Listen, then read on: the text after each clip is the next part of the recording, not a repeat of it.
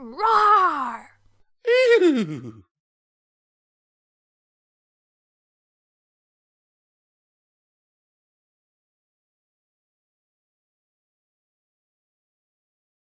The Skyla Pseudonym by iisaw. Chapter 13. Surprises, pleasant and otherwise. It was like getting hit with a huge, soaking wet comforter at high speed.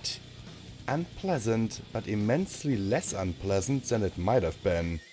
The shot still slammed me face first into the pavement and knocked me silly. The energy sort of wrapped itself around me, but it didn't vaporize me. Which was a bit of a surprise given the sheer size of the gun.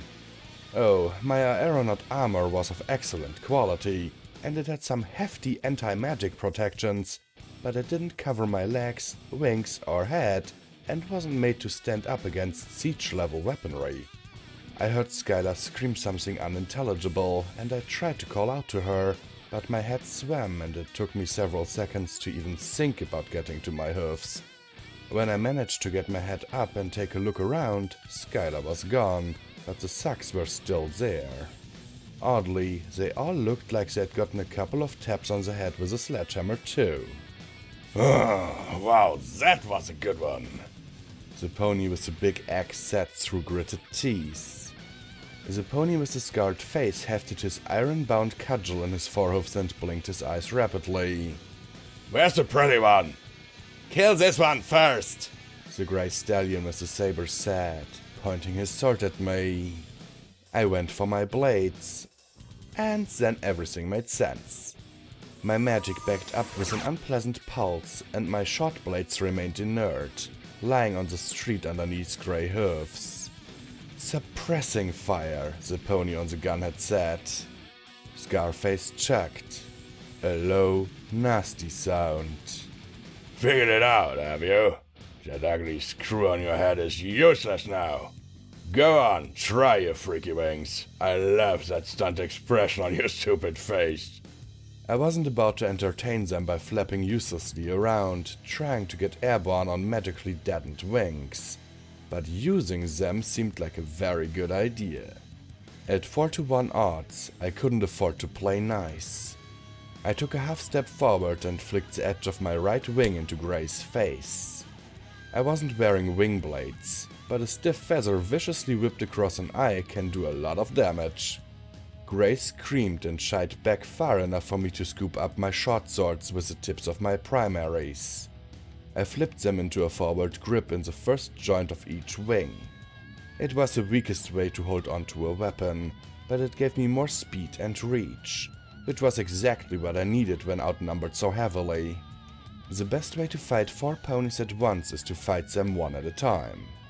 I feinted at the one with the longsword to make him hesitate, and then threw myself sideways at the one on the far end of their ragged line. The one with the huge axe. Axe-Pony reacted as I had hoped, by trying to split me in half with a powerful downward chop. There's no way I could parry it with my light blades, particularly when held with my wings, but all I needed to do was deflect it a little bit while continuing to slide to the left. Doing so put me on the far left of their group, and it was a simple matter to sidestep around Axe-Pony's right side. At that point, he was the only pony that could reach me, and I had a couple of seconds of one-on-one time with him. That was all I needed. His back-bladed return shot was easy to dodge, and before he could stop his heavy axe and start it back in my direction again, I had hit him 5 times. He went down with a groan, and his axe clattered to the street. I kept him on my right flank, hoping Longsword would be stupid enough to try to lean across the body to strike at me. No luck there. He covered my right while Scarface circled around to cut me off on my left. I turned and stepped left, even though I knew I barely had room to get around Scarface. His gudgel swung up, in much the same manner as Axe-Pony's wind-up, but I could tell from the set of his shoulders he expected me to try to get past him, and was prepared to turn his downwards blow into a horizontal swing as soon as I stepped sideways. So I went straight in. The big guys never expected it. I used all the strength of my hind legs to leap forward and scooped air with my wings as I threw them back to my sides. Scarface swung, but by the time his gudgel had passed the vertical, I was already between his forelegs, my horn rising up under his jaw. My head slammed to a stop with a sudden jolt, and the gudgel spun out of his grip, painfully grazing my left knee. His lifeless hoofs bounced off my shoulders, falling away to either side as I sidestepped and jerked my head to free my useless horn. I spun and backstepped as it came free, slashing with my short swords in the direction I figured longsword would have moved to. But he was still standing on the other side of X-Pony's body, gaping at the spasming Scarface. Grey was trying to get around to my rear, but was still a couple of lengths away.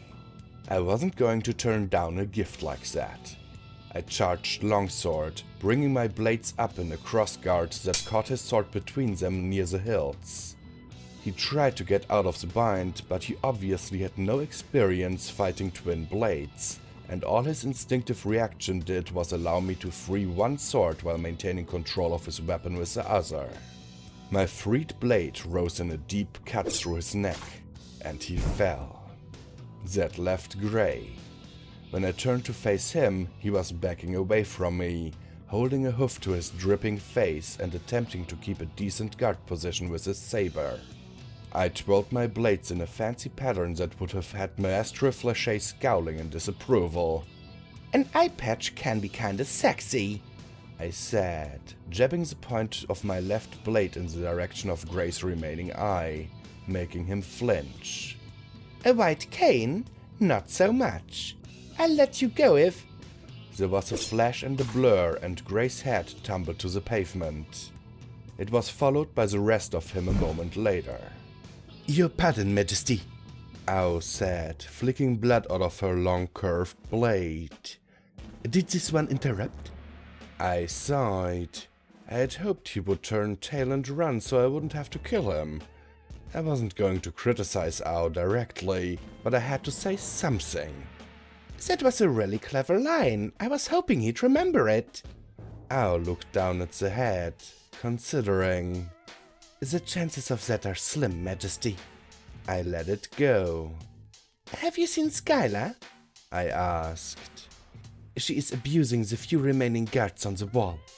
"Can you get me up there? My wings won't work." It was a struggle, but she managed to get me high enough to hook my forelegs over the edge of the parapet, and I hauled myself up the rest of the way. Skyla was hacking away at a prone guard that was well past caring, screaming, "You hurt my auntie! Captain!" I called out to her. "It's okay, I'm fine!" She looked up and I flinched.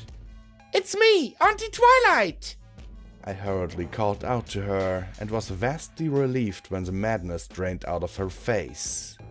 "Are you hurt? Where—" She dropped her cutlass and ran to embrace me. No, none of it is mine." I returned the hug briefly and then pushed her away. "We need to get out of here fast, but I want to take a quick look at that gun." Skyla nodded and wiped at her tear-stained face. The gun had 6 rotating barrels that shot different spells. One created a pure blast of deadly energy, of course, but another projected an anti-magic seal, much like the ones used in Equestria for large sporting events. Only much, much more potent. At a rough guess, I wouldn't be able to fly or use magic for nearly a day. "Curse it!" I growled. "I'm going to have to hoof it out of here." "Well, maybe we can get one of the gems out of it." I turned the levers that secured the housing at the gun's base and swung up the cover. The crystal that powered the weapon was huge. It was also familiar. "Ow, check me on this, but does this look like one of the castings we made?" She peered into the gun housing. "It does indeed." I automatically tried to reach out with my magic and then cursed again. "Ow, there's a hank of cord in my left saddlebag. Can you get that gem out of that gun and lash it across my back?" She gave me a nod that was almost a bow and went to work. I turned to Skyla. do you still have the booby-trapped crystal? She blinked at me for a moment and then turned to rummage through her own bags. Yes, here it is. Good. Do you still feel up to the little sabotage job? What? Oh, the loading platform, yes. Yes, that's a good idea. I put a hoof on her cheek. Flurry, are you okay? I'm fine. I'm fine. Really. I lowered my hoof, leaving a bloody print behind. Okay then, Captain. I would respectfully suggest that you get a good bit of altitude, drop that gem on the cargo on the platform, and then wait for us a league or so outside the town. Ow and I will join you as soon as possible. I don't want to leave you. Won't be for long, Captain. She stared and blinked at the word. Yes, half a league down the road. You have 15 minutes and then I'm coming back for you, Miss Nightshade. Understood? Aye, Captain. Skyla helped lower me to the street and then she soared up into the night. I galloped down the street, Owl flying above me. The frightened and curious unicorns that had come out of the barracks to see what was going on were only too eager to get out of our way. Not so the Overseer's Pegasus sucks. The guards must have freed them because they swooped down on us before we had made it even halfway to the gate. They screamed, "Demon!" and "Monster!" at us, or more likely me, as they circled, looking for an opening. When they quickly discovered that I couldn't fly, they made the mistake of rushing Ow. She cut one out of the air almost instantly, and barely missed getting the other. The remaining Pegasus went back to circling, darting in and out, slashing and feinting with her wing blades and careful to keep out of Ow's reach. But not out of my reach. I scooped a dropstone out of my saddlebag, saying loudly, "So it has come to this!" Ow heard the phrase and curled herself back away from the Pegasus. The Pegasus realized that something was wrong an instant before the slung stone caught her in the stomach, knocking the wind out of her and her out of the air. I grinned at Ow. "Sometimes throwing rocks works." She shook her head, chuckled, and opened her mouth to reply. And that's when the keep blew up. The massive concussion shattered windows, blasted roof tiles from the barracks, and knocked every pony in the streets off their hoofs. Ow and I scrambled upright and gaped at the huge fireball rising over what little remained of the keep. I think my estimate was a teeny bit off, I said, horrified. I had intended a distraction, not a wholesale devastation. Even your Majesty's mistakes are awe-inspiring, Ow said. Ah, you say the sweetest things. It may seem strange to ponies that have never been through such extreme and terrifying circumstances that a natural reaction to shock and horror is humor. But I can assure my readers that joking and laughter is often a good defense against such things. Giggling at the ghosties is an emotional release that can keep a pony functioning rather than breaking down. So, after some tearful laughter, only slightly tinged with hysteria, we turned and galloped for the gate. Quite a lot of the townsfolk joined us. The guard took one look at the huge herd of ponies rushing down on him and decided that running was a great idea. Most of the unicorns scattered across the countryside and had no inclination to be anywhere near Ow and I, so we were alone when Skyla met us half a league down the road. Her mane and feathers were slightly singed, and she wore a stern expression. "Some of the gems might explode, I think you said? Some covers up 99%, so technically my prediction was only a point off." "Huh," Skyla said. "Huh." Ow and I absolutely collapsed laughing, and after a heroically maintained moment of pouty face, Skyla joined us. Ah, sweet release. We'd have time to be appalled later. There was no way I could have made it back to the camp before dawn, especially with my injured knee starting to stiffen up. So we spent the few remaining hours of the night in a small thicket of scrub trees covered by our cloaks.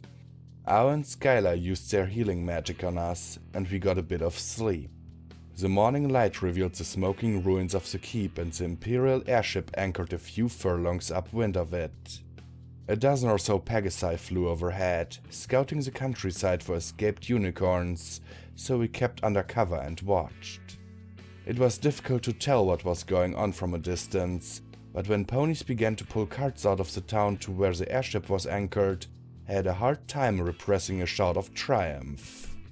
"They're loading up the booby-trapped gems from the shed!" Ao grinned at me.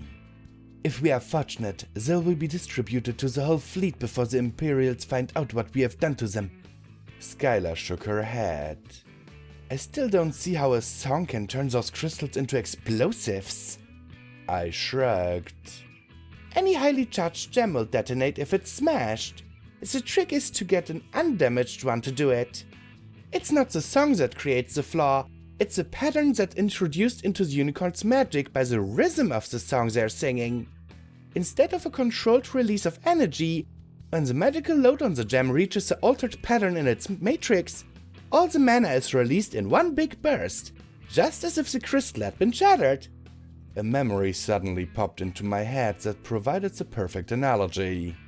"Do you remember those popsicle stick bombs that Rainbow Dash taught you to make when you were a foal?"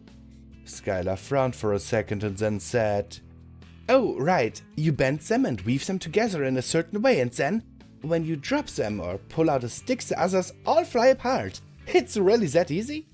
"Well, the pattern has to be exact to create that reaction. Most rhythmic voids would just mess up or stop the mana flow." I couldn't help grinning at my own cleverness. "Fortunately, the belts of Canterlot have an overlapping 4/6 beat that is ideal for inducing the right sonic orientation and spacing." Skyla thought about it for a minute before her face lit up. "We can teach it to more unicorns, as many unicorns as possible, and they can teach others until every unicorn everywhere knows the song. The Imperials won't be able to use any gems for fear of them being bad ones." She turned to me smiling in a rather disturbing way. "We can't topple the Empire." Oh, Sun and Moon had created a monster. No, I said. "You don't understand. Doing that wouldn't just destroy the Empire of Earth, it would devastate their whole civilization. Our little scheme to cripple the Western Fleet is one thing, but if their civilization is based on slavery and oppression, maybe it deserves to fall," she replied hotly.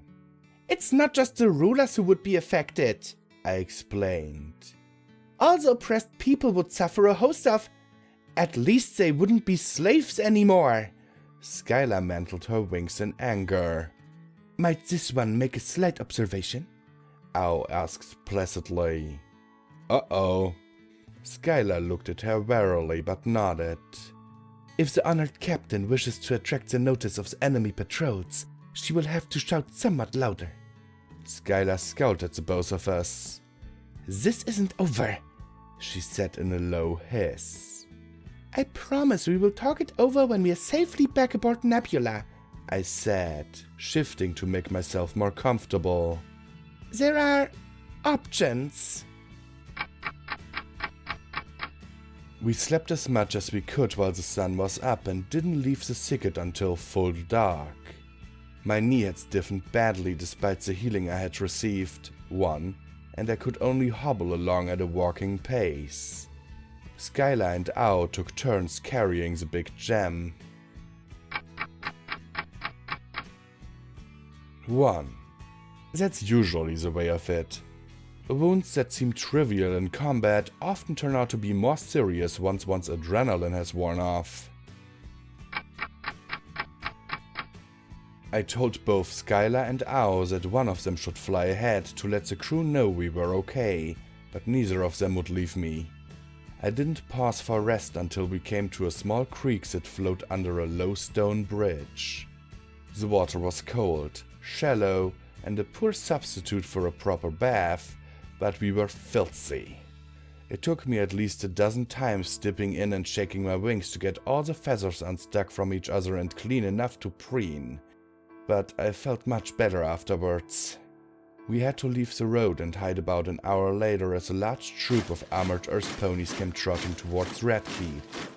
Lying on the cold ground, still wet, made my knee ache and practically freeze up. So we wasted more time while Owl and Skyla cast a couple more spells on me. The treatment made my knee feel much better, and I was starting to regain the use of my magic by the time we arrived at the rebel camp about an hour before dawn. I had expected a sentry would call out to us as we approached, but we reached the area of the camp unchallenged. It took my exhaustion-fuddled brain a few seconds to realize the implications of that, and a few more to gallop to the big clearing. Nebula was gone.